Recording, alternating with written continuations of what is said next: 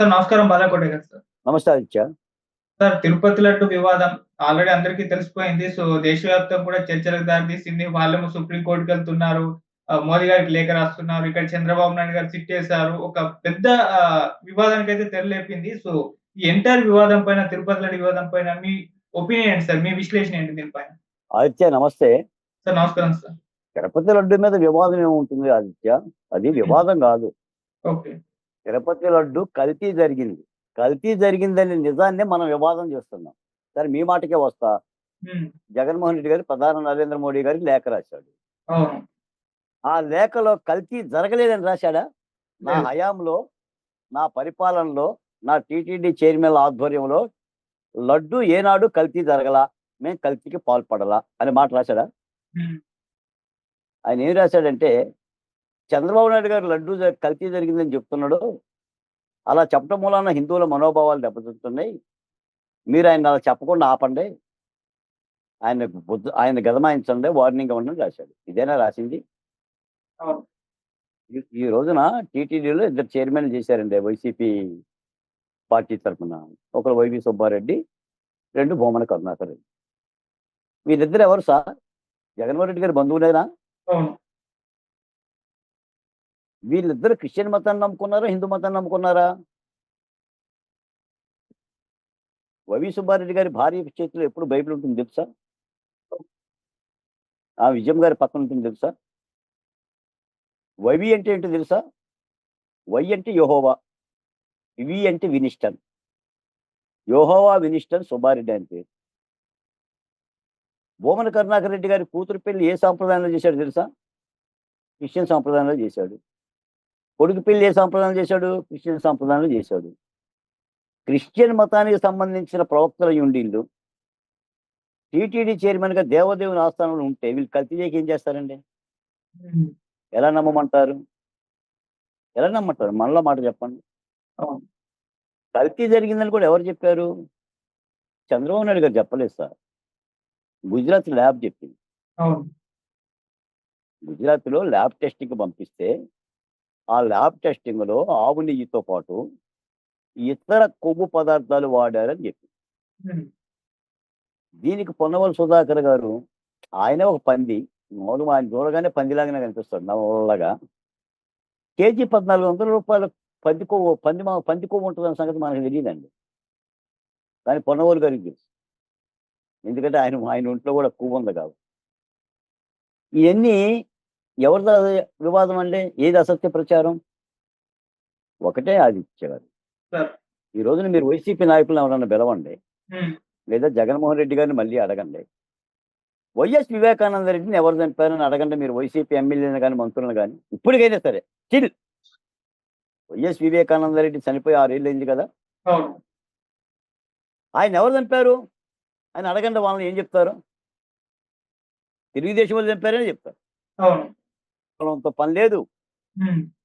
YS Avinash రెడ్డిని arrest చేయడానికి వెళ్ళిన సీబీఐ వెనక్కి తిరిగి రావడానికి పని లేదు. అదే చెప్తారండి. అవును. ఇప్పుడు ప్రకాశం జిల్లా బ్యారేజ్ దగ్గర 3 పడవలొస్తే, ఆ పడవల బ్యారేజ్‌ని గుద్దుకుంటే, బ్యారేజ్‌కి అపాయం జరిగితే, పెదవాడ ప్రజల భవిష్యత్తు ఏంటి అని అందరూ మాట్లాడుతుంటే, పడవలు తెలుగుదేశం వాళ్ళయి అంటే ఎట్టండి? తెలుగుదేశం ఏంటి, కాంగ్రెస్ ఏంటి పడవలు గూడా? ఇప్పుడు నిర్లజ్జగా, అశ్రద్ధగా, అజాగ్రత్తగా బోటు యజమానులు వాటిని సరైన లంగరు లేకుండా గొలుసులేసి కట్టి ప్రవర్తించారు. హ్మ్. దానికి దెబ్బతింది. ఓ 15 రోజులు పట్టింది. 5,00,00,000 ఖర్చయింది. దాన్నేం చేస్తున్నారు? రాజకీయం చేస్తున్నారు. హ్మ్. ముంపు ప్రాంతాల్లో వైసీపీ పార్టీ ఏమైనా రూపాయి ఇచ్చిందండి? నాకు తెలిసి ఒక్క రూపాయి కూడా ఇవ్వలేదు సార్. ఇవ్వలేదు. ఏదో కోటి రూ. 1,00,00,000 అనుకుంటున్నా. రూ. 1,00,00,000 ఇస్తానని జగన్మోహన్ రెడ్డి గారు మాట అన్నారు తప్ప డబ్బులు అవును. ఇవ్వలేదండి. వాళ్ళేం చేశారంటే మా పార్టీ ద్వారా మేమే సహాయ కార్యక్రమాలు చేస్తామన్నారు. 4 వాటర్ ప్యాకెట్లు ఇచ్చారు. 4 భోజన ప్యాకెట్లు ఇచ్చారు. 4 కూరగాయలు ఇచ్చారు. ₹1,00,00,000 అయింది. ఏమిచ్చారండి? ఎక్కడిచ్చారండి? ఈ రోజున సీఎం సహాయ నిధికి ఎంతమంది దాతలు సహాయం చేస్తున్నారు. నేను నిన్న కూడా చంద్రబాబు నాయుడు గారిని కలిశాను. మా కర్ణాటకలో బెంగుళూరుకు సంబంధించి కర్ణాటక తెలుగు ప్రజా సమితి అధ్యక్షులు బొందు రామస్వామి గారు రూ. 3,00,000 సీఎం సహాయ నిధికి డీడీ తీసి పంపిస్తే ఆయన కుమారుడు సీతారామరాజుకి రామరాజు గారికి ఇచ్చి నేను స్వయంగా డీడీ తీసుకొని చంద్రబాబు నాయుడు గారికి కలిసి డీడీ ఆయనకు అందజేశాను. అందుకని ఈ లడ్డు కల్తీ అనేది కూడా మహా దుర్మార్గమైన ప్రక్రియ. అది దేవదేవుని ప్రక్రియ. ప్రభుత్వం చెక్ చేసింది, విచారిస్తుంది. గుజరాత్ లాబు పరిశోధన చేసి కల్తీ జరిగిందనే మాట చెప్పింది. వీళ్ళు కాంట్రాక్టర్లను మార్చారు. మార్చిన మాట విచారణ జరుగుతుంది. సుబ్బారెడ్డి గారు కూడా హైకోర్టు వేసిన పిటిషన్ ఏంటంటే నా వాంగ్మూలం తీసుకోకుండానే విజిలెన్స్ కమిటీ రిపోర్ట్ ఇచ్చింది.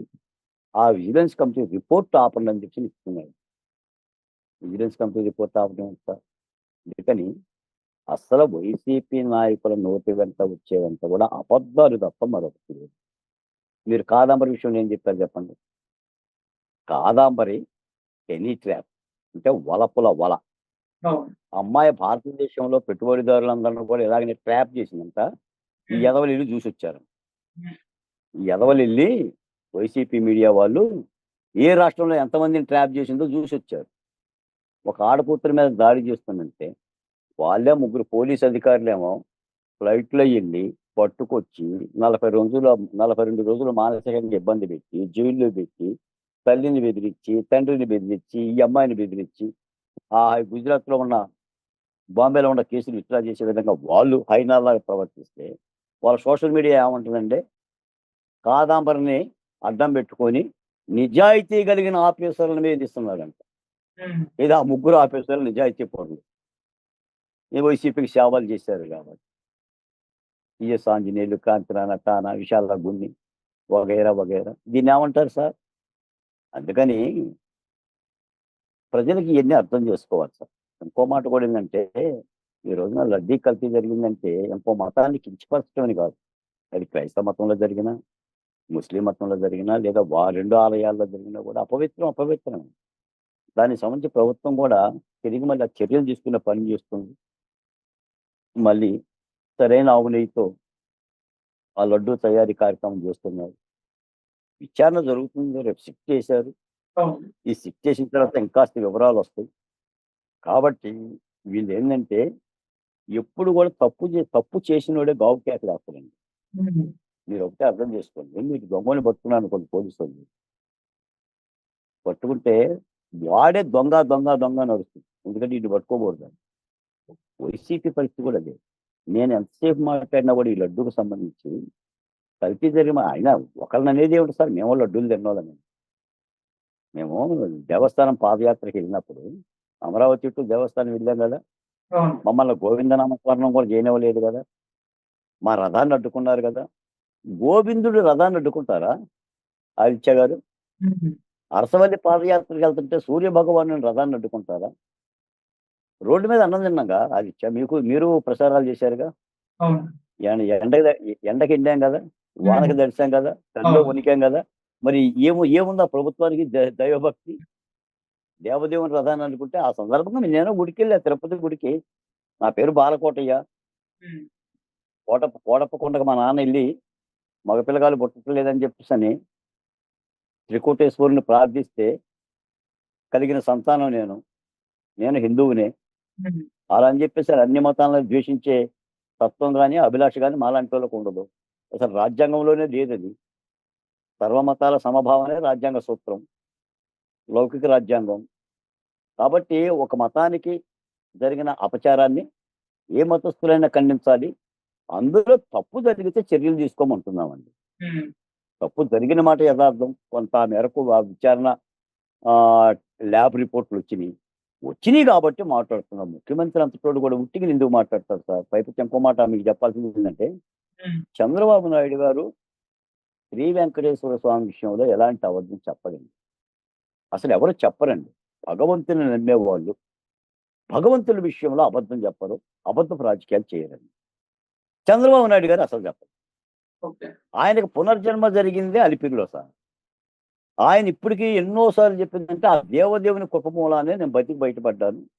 24 క్రోమైన్ మోర్లు పెట్టిన నక్సలైట్లు నేను బతికున్నానంటే ఆ దేవదేవుని కృప అని అంటారు.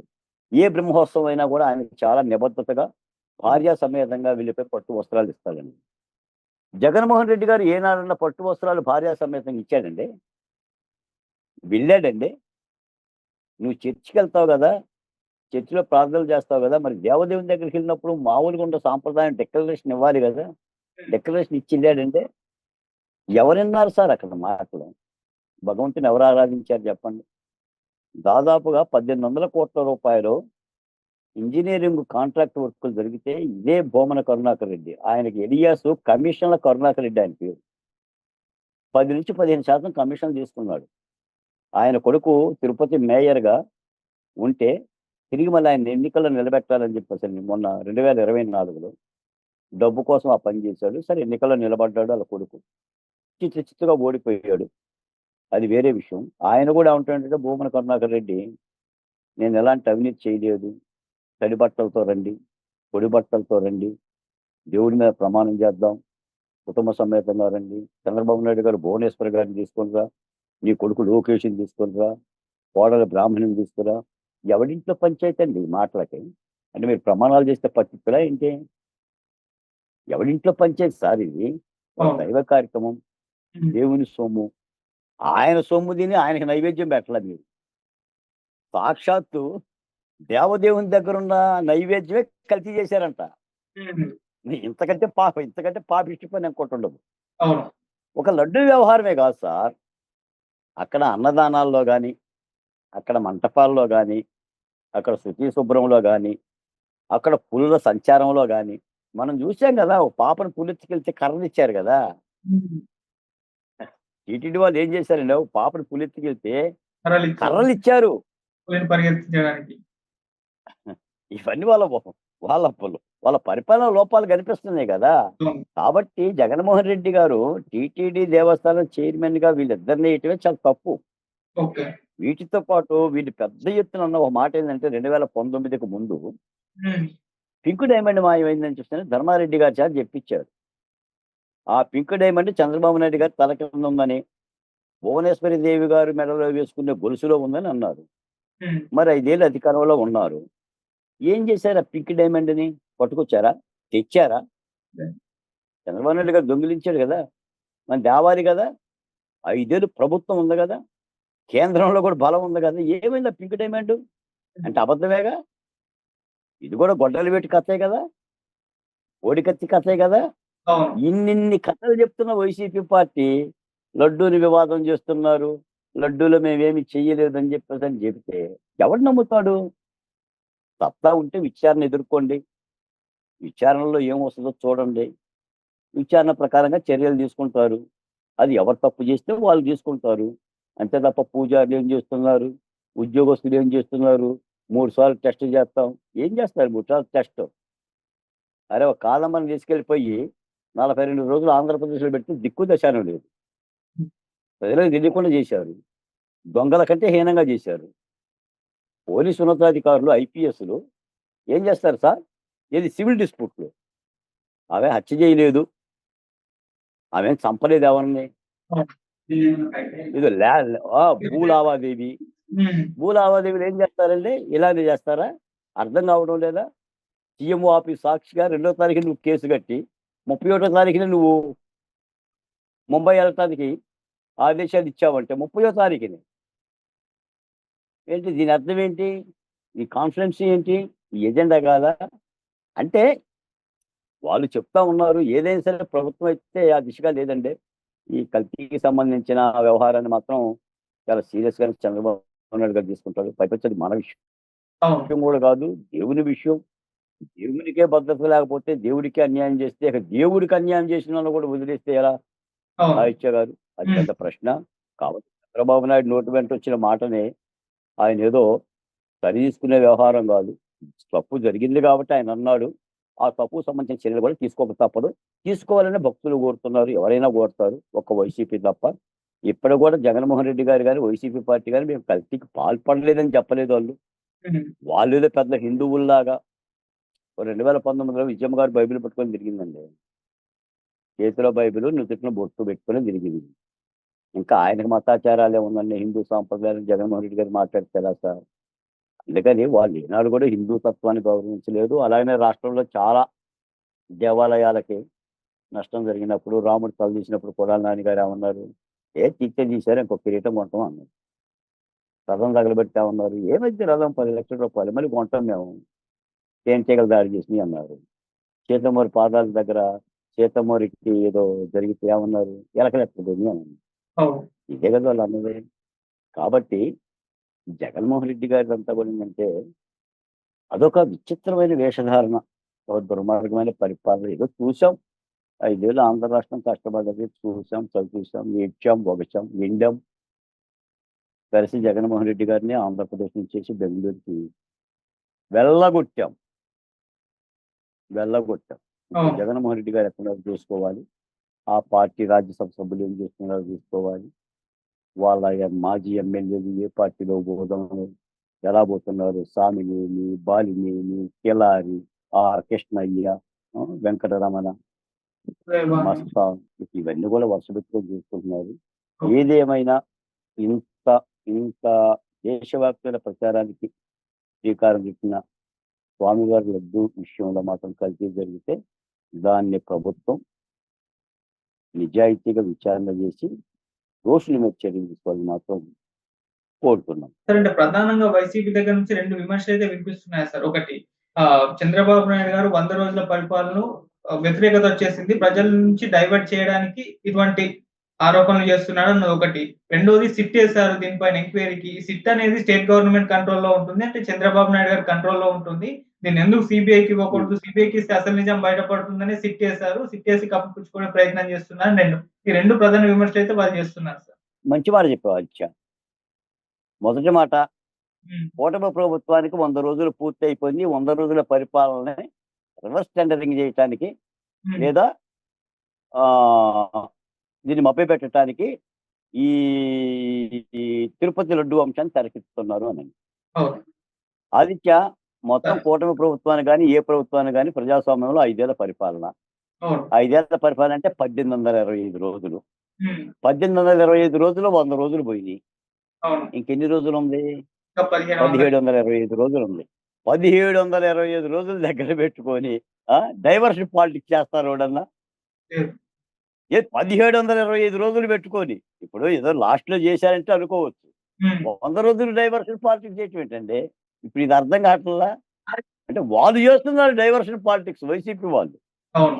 ఇప్పుడు కల్తీ మద్యానికి మేము పాల్పడలేదని చెప్పకుండా కల్తీ మద్యం కల్తీ లడ్డులో లడ్డూలో కల్తీ జరిగిందా లేదని నిజాయితీగా ఒప్పుకోకుండా హ్మ్. వాళ్ళు ప్రజల మనోభావాన్ని తిప్పడానికి లేదా కూటమి పార్టీ మీద చంద్రబాబు నాయుడు గారి మీద రాజకీయ ఆరోపణ చేయడం కోసం వాళ్ళు డైవర్షన్ పాలిటిక్స్ చేస్తున్నారు.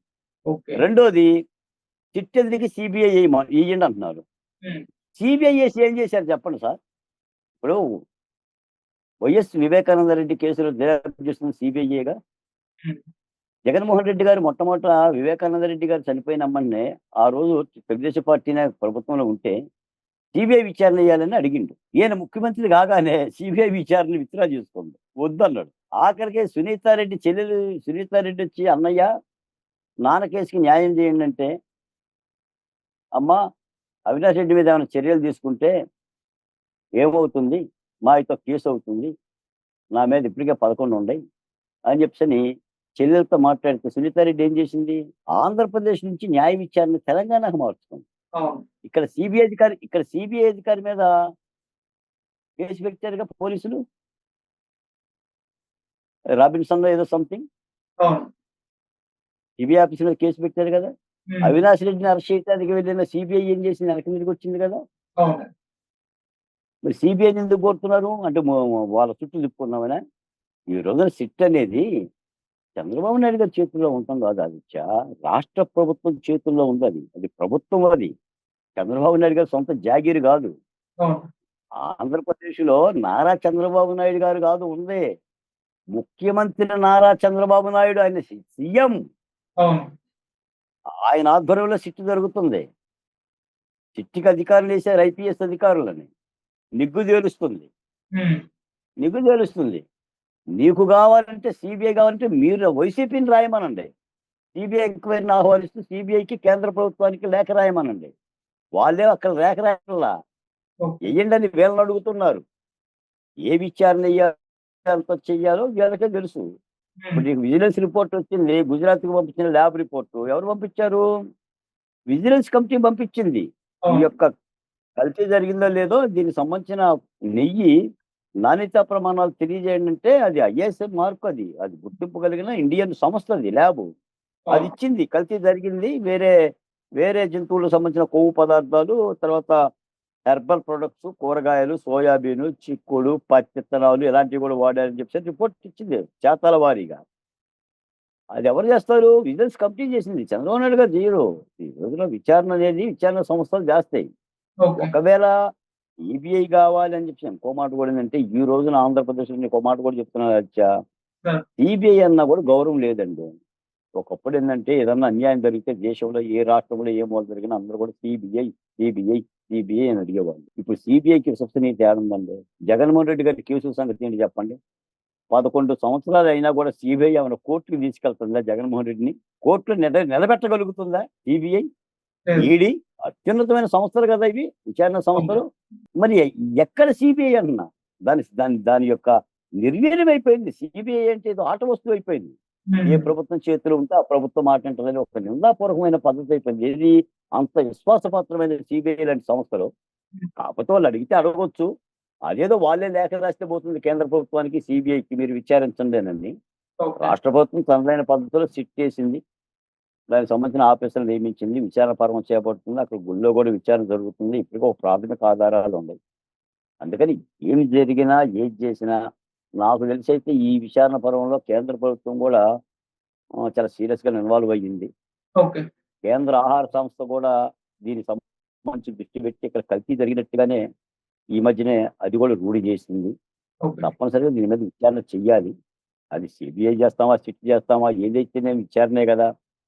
ఇప్పుడు మరీ సిట్ మీద వాళ్ళకి నమ్మకం లేకపోతే దాని మీద అప్పుడు సిట్ విచారణ వచ్చినాక, రిపోర్ట్ వచ్చినాక అప్పుడు మాట్లాడమనండి. వాళ్ళ వాళ్ళ వాళ్ళ అధికార పత్రిక కూడా చూసా. సిట్ అంటే చంద్రబాబు నాయుడు సిట్టింగ్ లాగా మాట్లాడుతున్నారు వాళ్ళు. హ్మ్. ఇక ఇవన్నీ సర్వసాధారణమైన ఆరోపణలే. వాళ్ళకి కావాల్సిన రాజకీయ ఆరోపణలండి. రాజకీయ నాయకుడికి ఏం కావాలి? ఎవ్వడు కూడా అసల నేరాన్ని అంగీకరించడు కదా! రాజకీయ ఆరోపణలు కావాలి. ఆ! ఆహ్, కొండ మీద మల్లి పడిందని, మల్లి మీద కొండ పడిందని చెప్పేసని కోడిగుడ్డు బట్టతలకి, మోకాలికి ముడెయ్యాలి రాజకీయాల్లో.